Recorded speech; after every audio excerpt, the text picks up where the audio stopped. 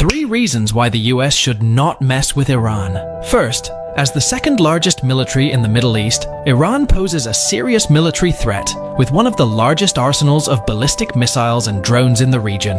That includes 600-mile range cruise missiles, advanced long-range air defense systems, short-range air defense systems, anti-aircraft missiles, 3,000 ballistic missiles, 6,000 naval mines, and the most capable unmanned aerial vehicles in the Middle East. That means landing individual attacks on Iranian territory will likely come with high costs to expensive US aircraft and ballistic missile defense systems. Not to mention that Iran could easily sink US ships. Any strategy involving air and naval war would require a minimum of 100,000 troops. As a result, the US will be unable to engage in a strategy relying on air and naval power to overwhelm Iranian military capacity. And what about ground operations? Well, analysts estimate that any ground invasion would require 1.6 million US troops, almost 10 times what the US committed to Iraq at any given time.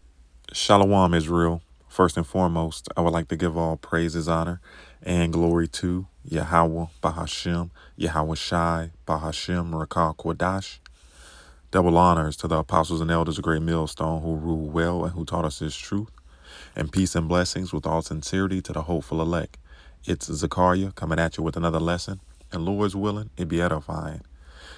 Idiom of the day: to spread oneself too thin.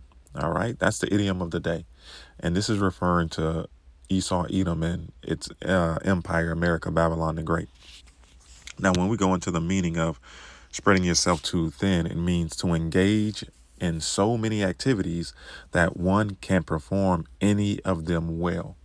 And that's exactly what's taking place with Esau, Edom. Okay, he's spread too thin, whether it be militarily wise or pertaining to his propaganda or his manipulating the people and believing, what he wants them to believe and to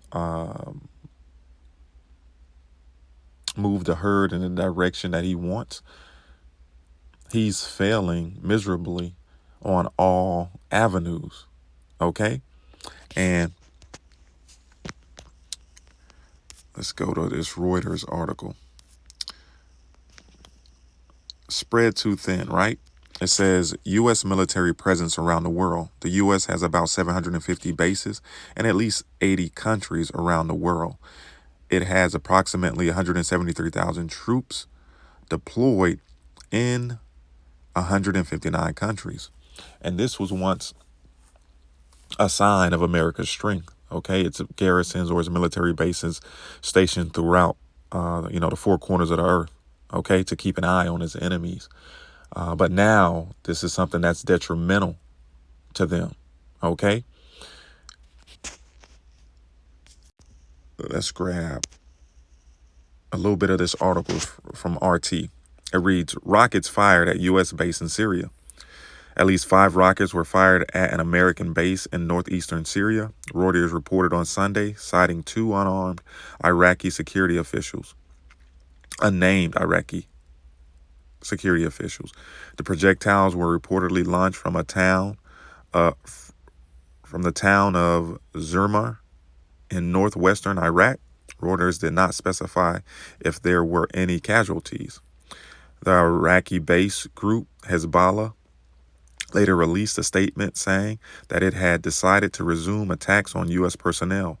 What happened a short while ago is the beginning, the group said, as quoted by the Jerusalem Post. Iran-backed militias had halted their attacks against U.S. military installations in the region in February after Washington launched retaliatory strikes on dozens of targets in Iraq and Syria. Militants launched rockets and drones against U.S. forces in the Middle East more than 150 times between last October, when the Israeli-Hamas war started, and February, capped by an attack that killed 3 Americans and wounded 40 others at an outpost in Jordan. All right, so these nations are not afraid to attack America's military bases anymore. All right, they're one sign of strength and dominance throughout the regions. Okay, because contrary to popular belief, these American bases around the world don't have a sophisticated defense system as the Iron Dome, such as these Israelis have, which can withstand a horde of drones and ballistic missiles all at once. These military bases are pretty much sitting ducks, okay, if it came to Iran really wanting to destroy them. All right. And that goes back to Joel chapter 3 and verse 10. Beat your plowshares into swords and your pruning hooks into spears. Let the weak say, I am strong. Right. These weak nations are on the same playing field as America, Babylon the Great. They have their, help from Big Brother Russia, their S-400, 500 missile defense systems and their ballistic missiles. Okay. And there's no fear anymore. All right. America is not fighting, is no longer bringing a gun to a knife fight. Okay. These other nations have guns now and they're no longer afraid. And just like America's aircraft carriers, that these nations, which once struck fear into the side of these nations, having these aircraft carriers off the coast of their country, it no longer brings fear, because with the push of a button, they can sink these aircraft carriers. And this is why the issue that America is having in the Strait of Hormuz and over there in the Red Sea, they can't really stop the Houthis, Hamas, Hezbollah, okay, from what they're doing, blocking the trade routes. The weak are seeing that they're making significant dents in America's armor. And they're saying, we are strong. All right. We don't fear America, Babylon the Great any longer. Okay. Because there shouldn't be, this many military bases around the world. Okay. Just look over there in the region of Iran. Look how many bases there are. All right. What does America need to be in all these other nations for? All right. But I tell you this is a clear sign of, who the wicked is. Let's grab another precept. This is Habakkuk chapter 2 and verse 4. And it reads, behold, his soul, which is lifted up, is not upright in him. Right. Speaking of who? Esau, Edom, the so-called self-proclaimed white man. The scripture says, Job 9:24 states that the earth is given into the hand of the wicked.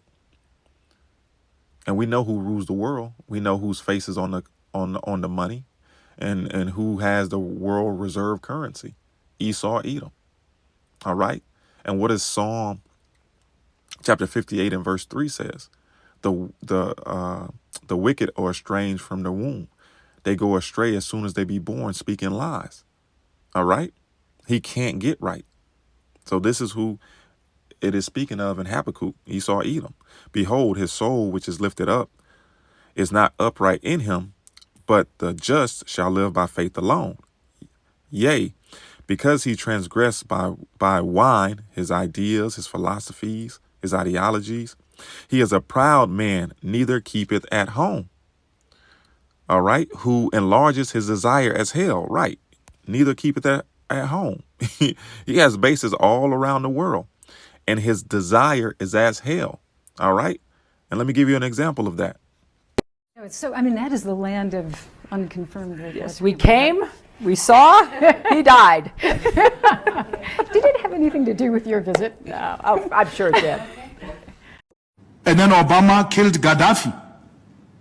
And then nothing has happened. We're here today with Libya being destroyed and unable to recover because of America. We know very well that where NATO gets involved, those are terrorists. We know very well where the US says we are going in to install peace. That place will never know peace as long as America has visited that place. But you also recently said that the Middle East would be better off with Gaddafi, Saddam Hussein, and Assad in power. How does... I didn't say Assad, but we certainly have not gained anything with Gaddafi, and you look at what happened. I mean, look at Libya, look at Iraq. Iraq used to be no terrorists. He would kill the terrorists immediately. It was like, now it's the Harvard of terrorism. Iraq. If you look at Iraq from years ago, I'm not saying he was a nice guy, he was a horrible guy, but it was a lot better than it is right now. Right now, Iraq is a training ground for terrorists. Right now, Libya, nobody even knows Libya. Frankly, there is no Iraq and there is no Libya. It's all broken up. They have no control. Nobody knows what's going on. The world would be better off with Saddam Hussein 100%. and Gaddafi in power. 100%. Now, as far as Assad is concerned. What about the human rights abuses? Let's talk. Well, you don't think they're happening now? They're worse now than they ever were. People are getting their heads chopped off. They're being drowned. Right now, they're far worse than they were ever under Saddam Hussein or Gaddafi. I mean, look what happened. Libya's a catastrophe. So you heard it out of the horse's mouth. Okay, so let's go back to Habakkuk.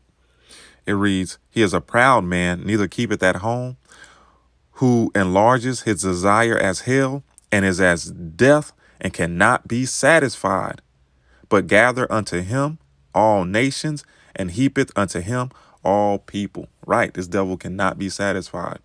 Everywhere he goes, if he's coming to your country, death follows, man. And what? The robbery and the theft of your resources, the exploitation of your country. This man is the devil that the Bible speaks of. All right. And the Lord is about to bring his reign and his rule to an end. Okay. So Iran is not a pushover. All right. And the Lord is turning all America Babylon's strengths now to their weaknesses. All right. So I'm going to end it there. Lord's willing, this was edifying. Shalom, Israel. Wa abad babal.